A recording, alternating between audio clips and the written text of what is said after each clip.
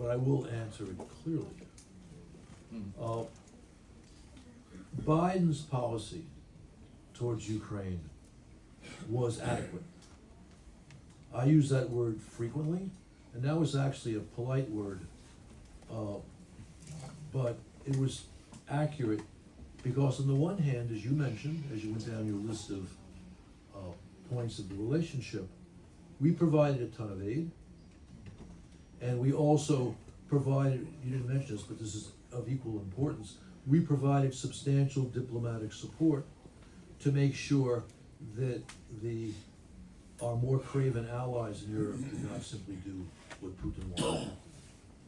But it was only adequate because what Ukraine needed, truly needed, and if we had pursued our own interests vigorously rather than being intimidated by Putin's nuclear shenanigans, we would have given Ukraine the weapons they needed on time to kick the Russians at a minimum out of mainland Ukraine, the southern portion of mainland Ukraine, which was an eminently achievable objective in the not so great offensive, Ukrainian offensive of 2023. And that was really, you could lay the blame at the feet of the weak-kneed national security team in Washington.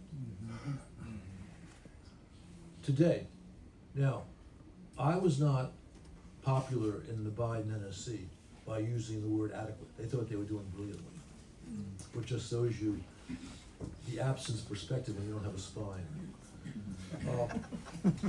But Trump's policy, and my view of Biden was, I would say, a clear majority view amongst people who followed the war.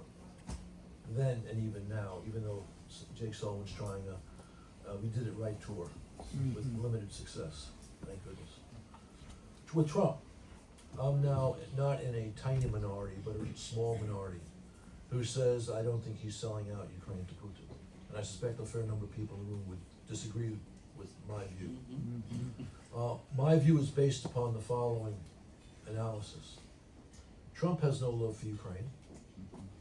He doesn't, I don't believe, understand geopolitics as a statesman or stateswoman needs to understand it.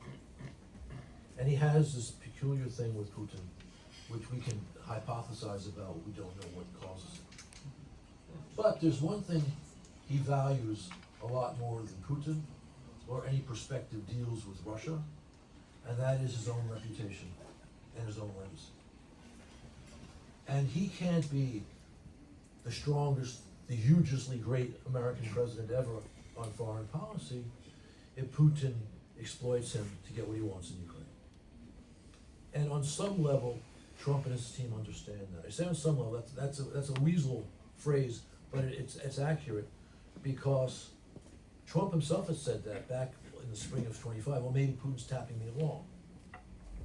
And Trump even has the position, although never fully publicly acknowledged position, of his negotiating team was give Russia Western Donbass, that's all they want, which of course is nonsense. Even then, occasionally Trump would say, well, you know, maybe Putin wants the whole kit and caboodle. And that's why, despite certain problematic elements